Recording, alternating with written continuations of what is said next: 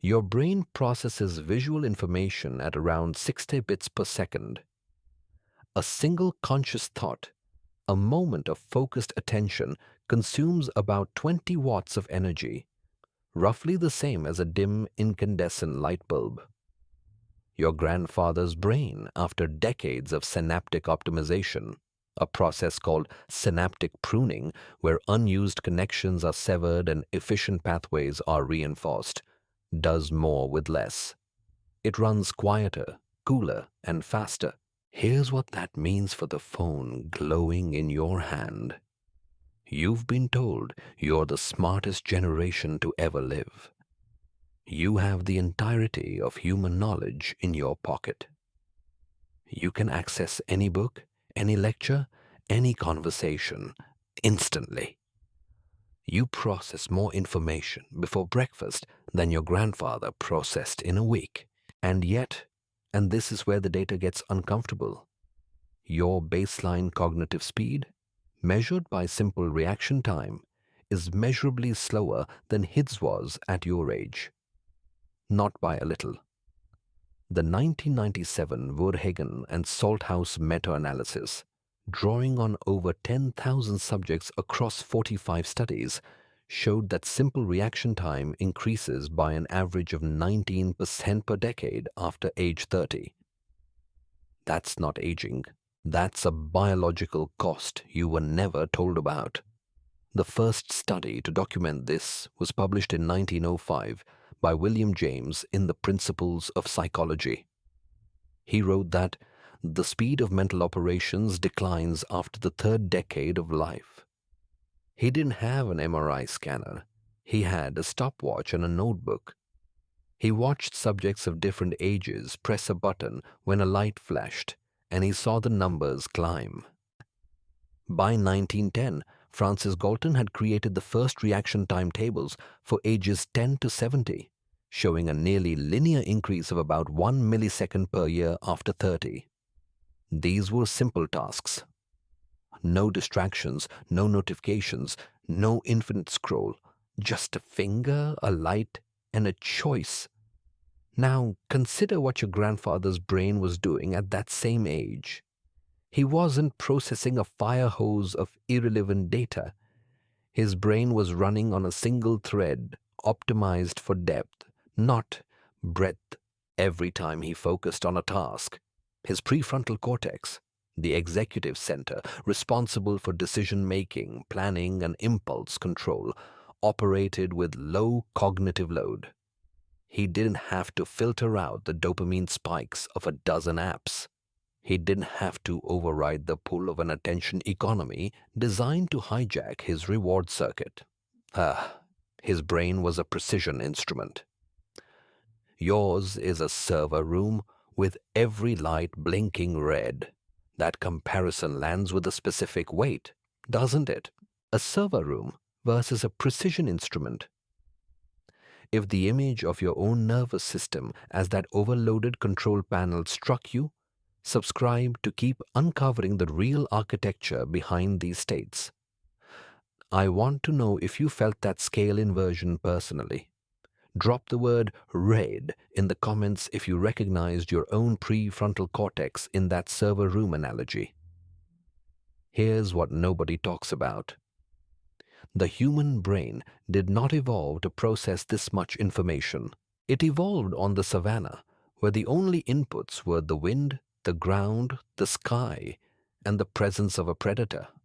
About 80% of what you experience today, the notifications, the endless tabs, the algorithmic stream, was designed by someone else to capture your attention, not to serve your cognition.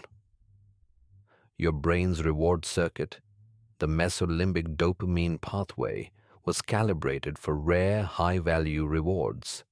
Finding water after a long walk, spotting ripe fruit, catching prey. Now it fires at every buzz, every red dot, every swipe. That constant low-level dopamine flood isn't a feature.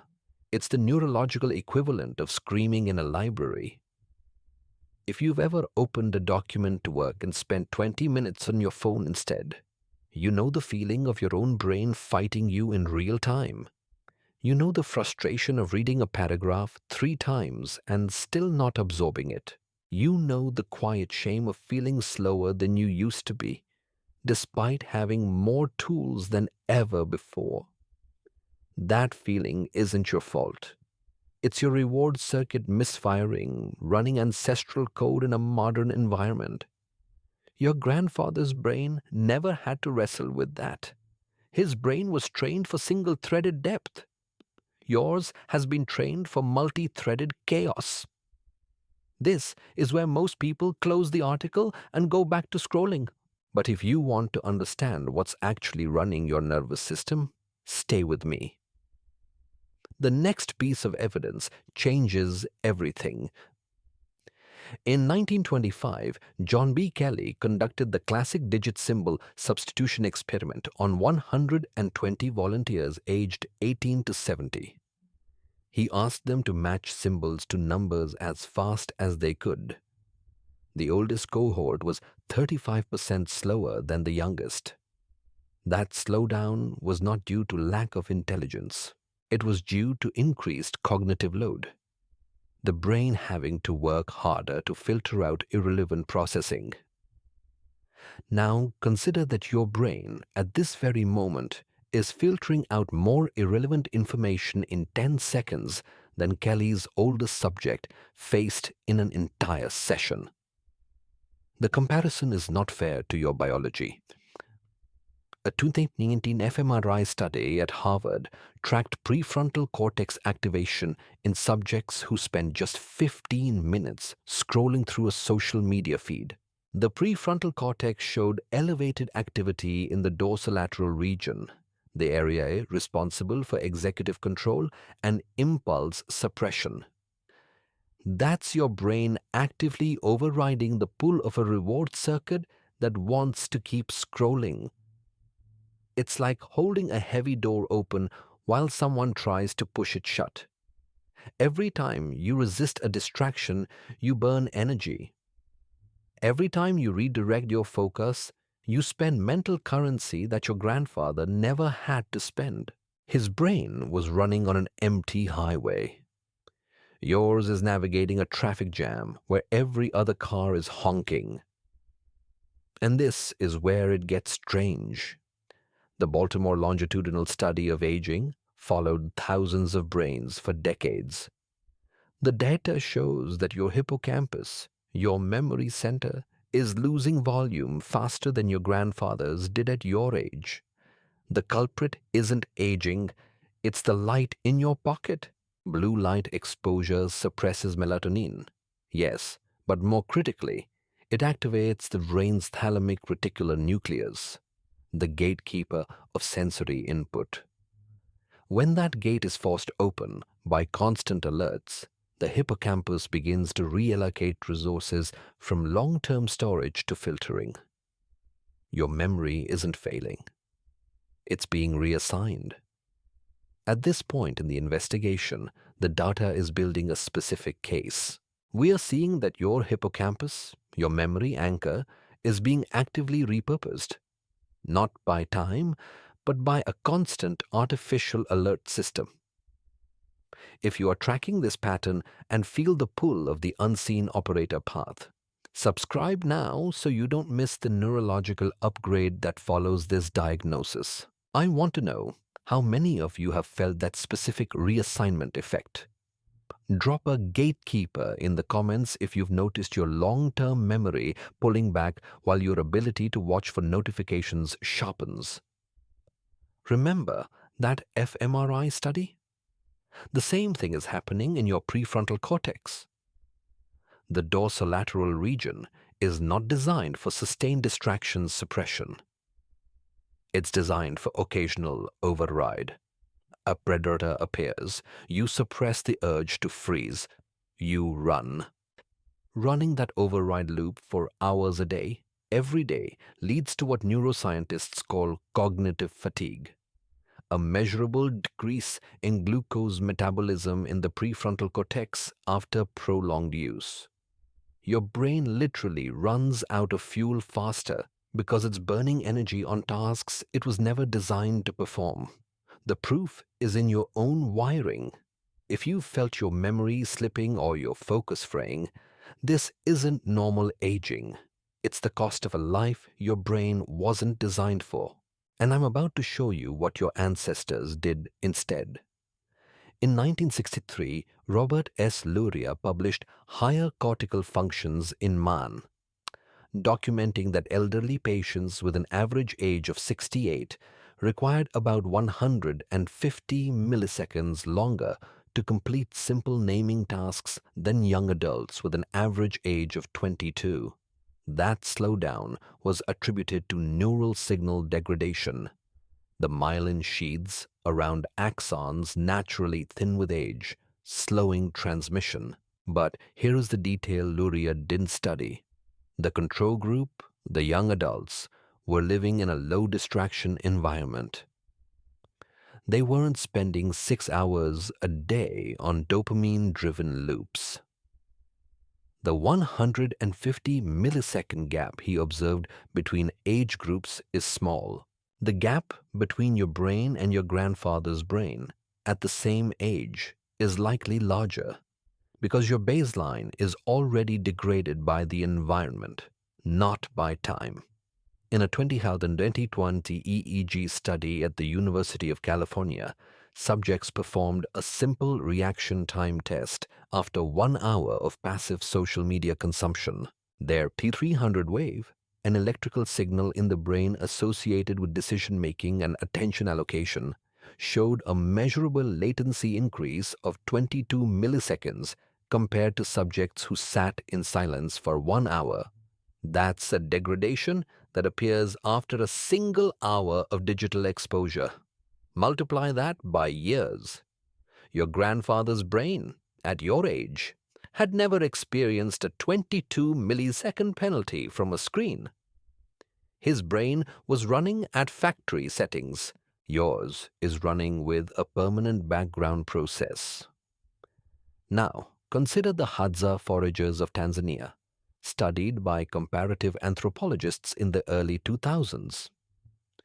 Cortisol measurements taken over a typical hunting day showed a flat diurnal curve, meaning their stress levels remained stable from morning to evening.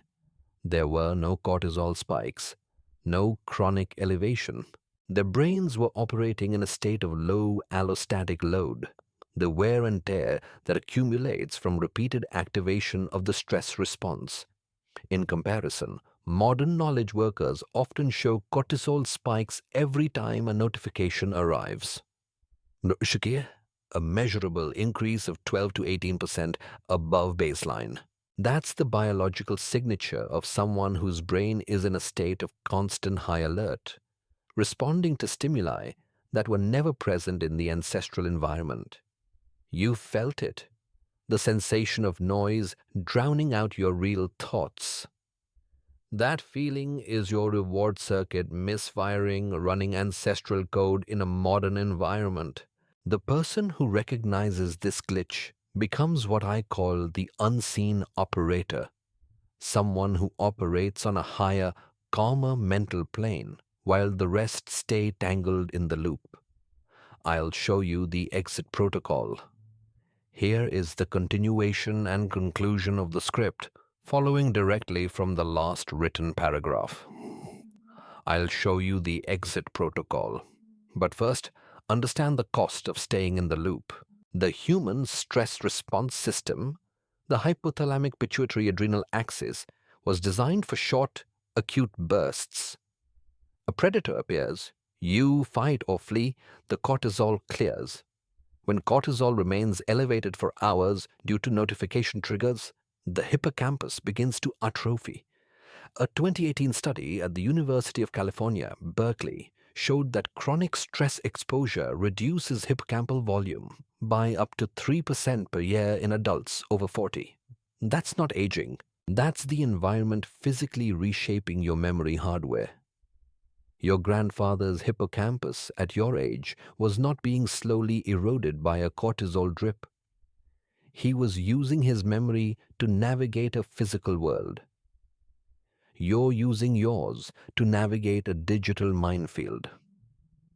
The final piece of evidence comes from a 2015 experiment at the Max Planck Institute for Human, Cognitive and Brain Sciences.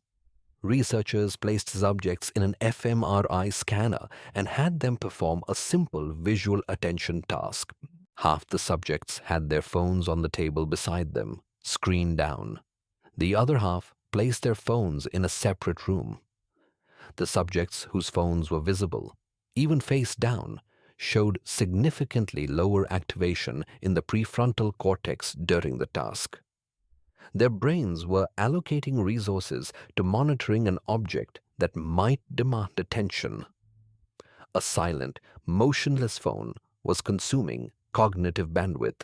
Your brain treats a potential interruption as an active threat because in the ancestral environment, an interruption from the environment, a rustle in the grass, a change in the wind, could mean survival. Your brain evolved to treat potential input as urgent input, and your phone is the most potent source of potential input that has ever existed. This brings us back to the Scalen inversion. Your grandfather's brain processed fewer bits per second, but it processed those bits with higher fidelity. It didn't need to filter, monitor, suppress, and redirect. It simply focused. The data from the Baltimore longitudinal study, from Kelly's symbol substitution, from Luria's naming tasks, from the Max Planck fMRI, all of it points to the same conclusion. Your brain's hardware is not broken. It's being run on a system it was never designed for. The slowdown you feel is not a sign of decline. It's a sign of adaptation to a pathological environment. The loop isn't your fault. It's your grandfather's ghost in your hardware, the ancient reward circuit, the cortisol response, the threat detection system, all running in a world of infinite distraction. But now that you see the circuit, you have a choice. Not a choice to unplug. That's naive. But a choice to understand the cost. Every time you feel that pull, that urge to check your phone, that mental fog, you are feeling the collision between an ancient biology and a modern environment. You are not slow. You are suffocating under a load your brain was never meant to carry. So here is your final decision point. You have just walked through the evidence that your cognitive slowdown is not a feature of your biology, but a bug in your environment. This is the anchor moment where the unseen operator chooses their path. If you are ready to stop feeling like the victim of your own hardware, subscribe to Neuro right now to master the exit protocol in the next video. And before you scroll away, I want you to choose your side in the comments. Type operator if you are ready to work with your ancestral brain, or looped if you still feel the pull of the noise. Commit to your label. It changes how you see the screen. The exit protocol is simple. Recognize the circuit for what it is. That feeling of noise isn't weakness. It's the sound of your ancestral brain burning energy on a world it never evolved to see. And once you see it, you can stop fighting your own biology and start working with it. The unseen operator doesn't resist the loop. They understand it. They conserve energy. They let the noise pass through without engaging. They run the same code, but with deeper efficiency. Your grandfather's brain did more with less, and yours can too, once you clear the traffic.